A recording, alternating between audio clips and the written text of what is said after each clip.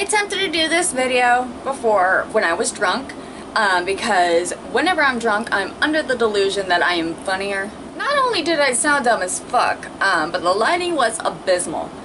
As I've said many times, I need to manipulate you into thinking that I'm attractive, which means I need adequate lighting, filters, and makeup. So if the lighting isn't good, then this gig is done. However, some of the moments were so stupid and so cringy that I decided that if you get to the end of this video, I'm going to show you guys a little montage of my stupidity, and you can have a little chuckle at my expense. Usually I do try to incorporate humor in my videos, but since this is Junji Ito, it's serious business. Konnichiwa bitches, Fangirl Sarah does. And I know you're just completely dazzled by my sense of fashion. I mean, don't be jealous of my boogie. Today we're going to talk about the master of horror that is Junji Ito. He is my most favorite manga artist in the whole world.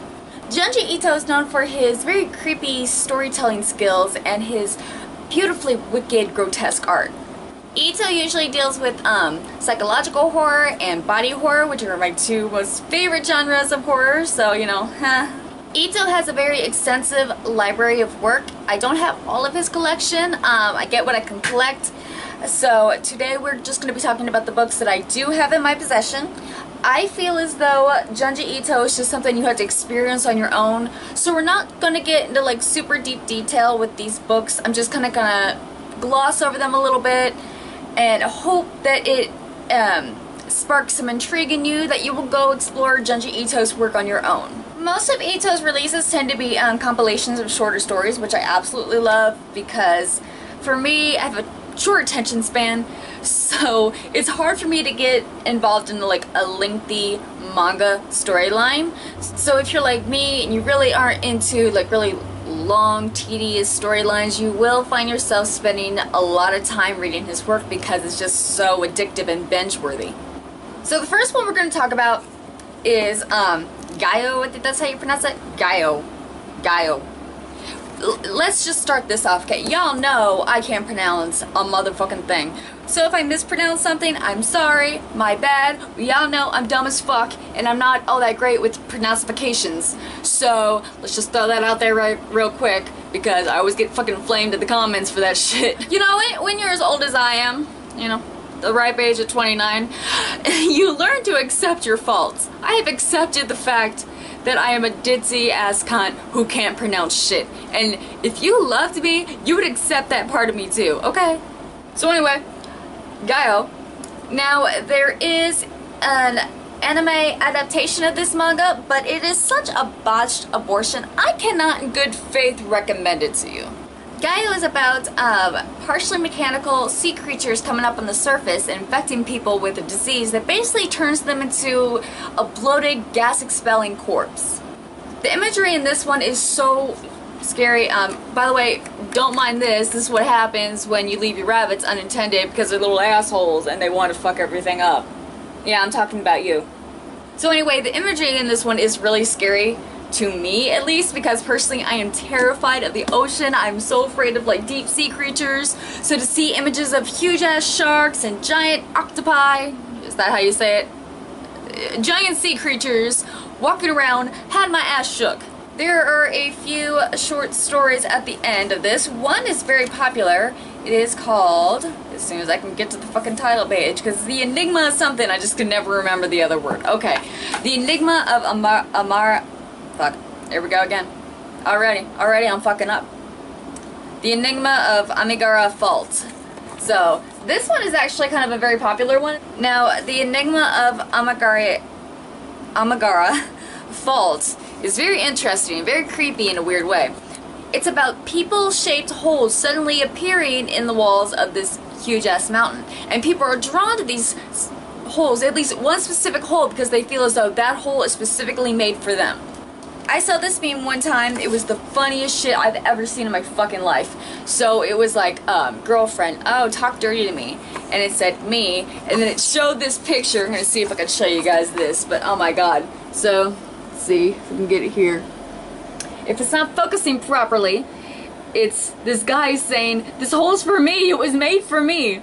Have you ever found something so funny that you bypass laughing really hard and just go straight to crying? Because that's what that meme did to me. So now every time I see that fucking image of like, this hole was made for me, it's mine, I think about is someone talking dirty like that. I would hope one day that I would find someone who would have that type of humor of sex with me, because usually I laugh during sex, but it's, you know, not intentional.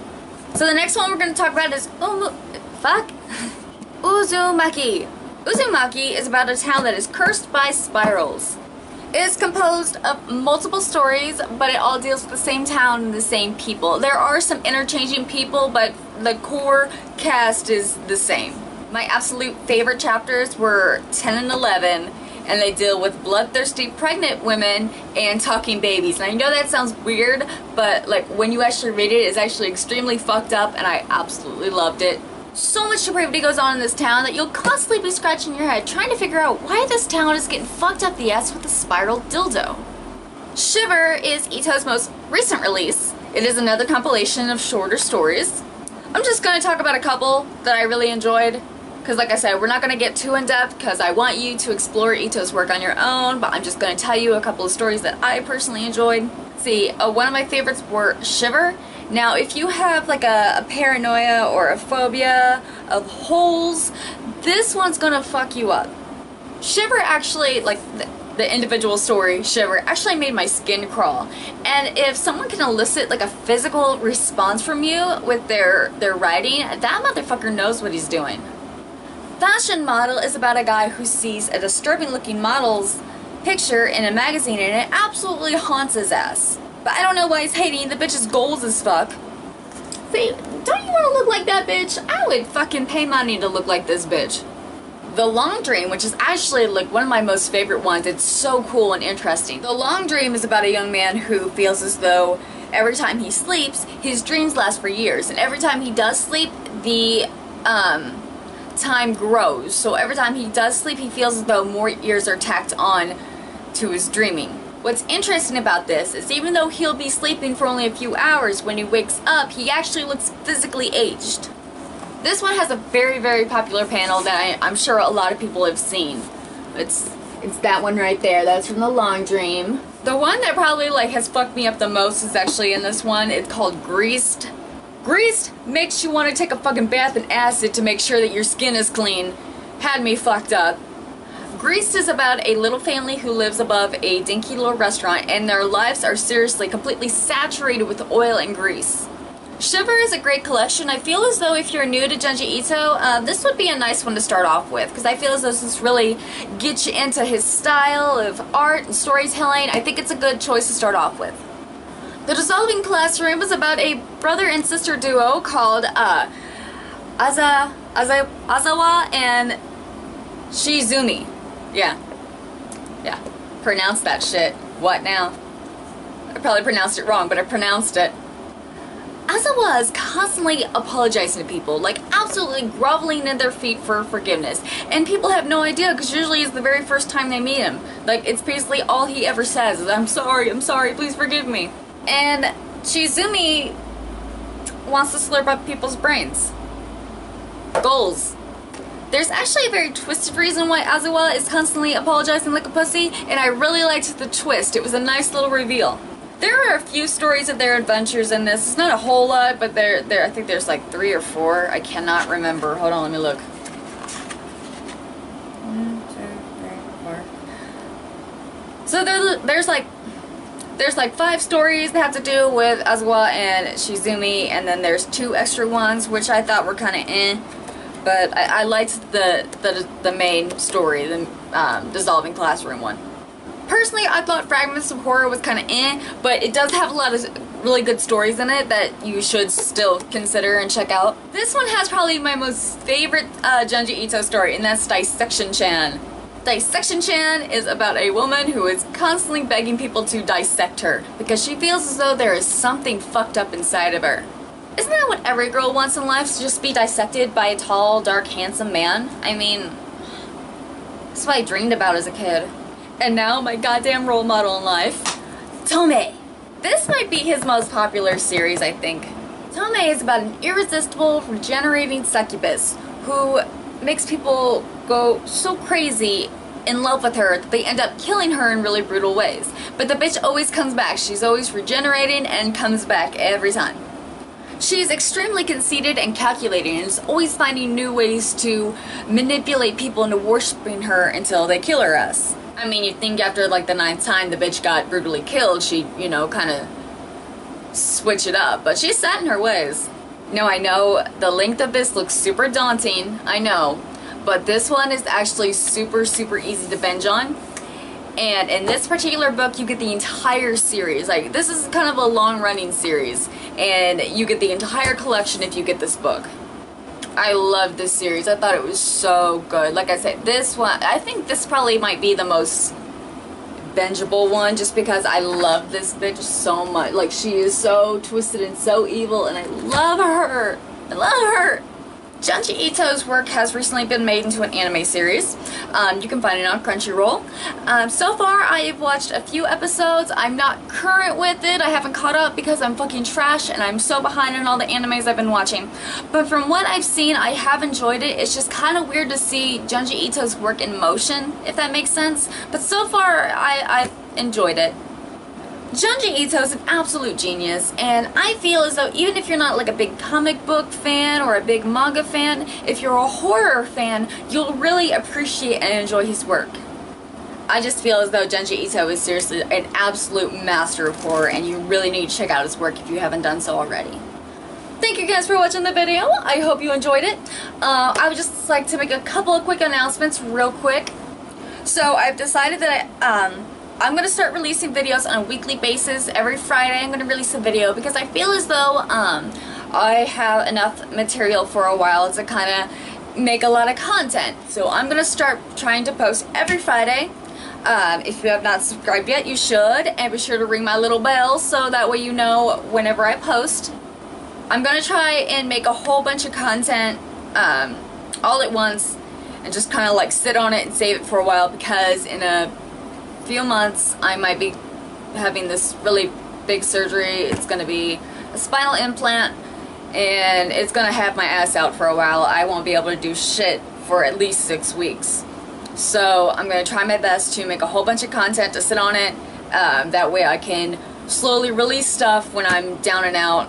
But if I do start slowing down in my activity, that's going to be why, because I've had this huge ass surgery, and you know, you don't always feel like getting on camera after you just had surgery. I'm always an absolute wreck after surgery. So if I do start slowing down in a couple of months, it's nothing to worry about. I'm still going to be here. I'm still going to come back and shit like that. I just may be a bit slower.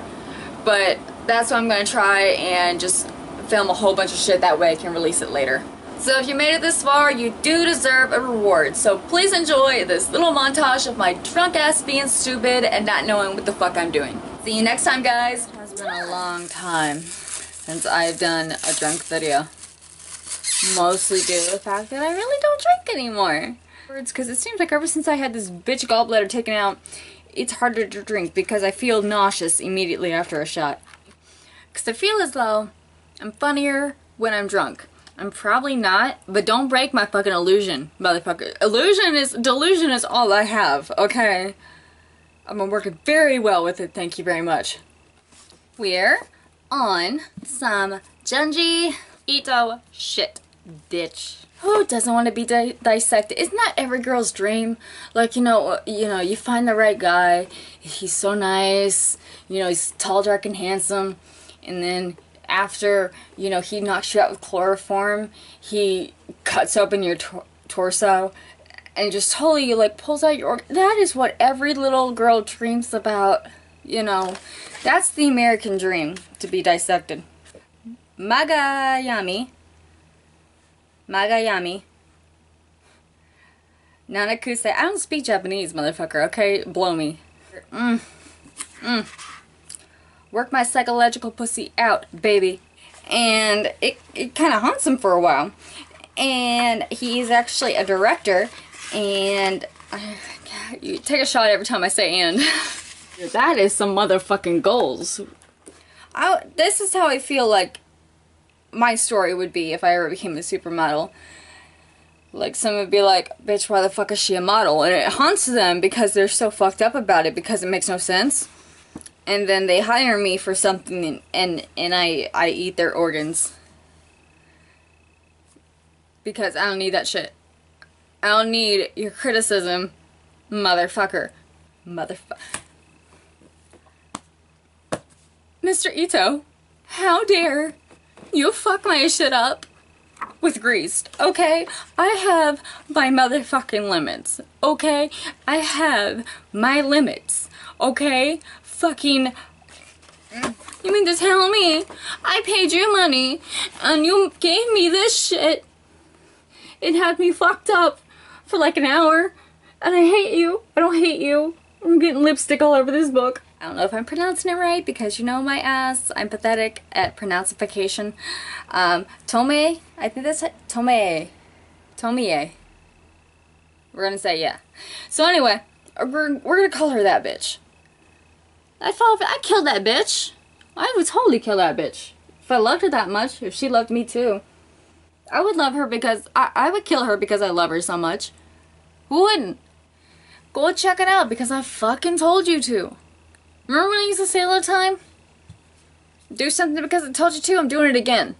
Do this. Do this because I'm fucking you Do this because I'm fucking you, okay? God, I'm fucking throwing you charity by fucking you. The least you can do is read some Junji Ito.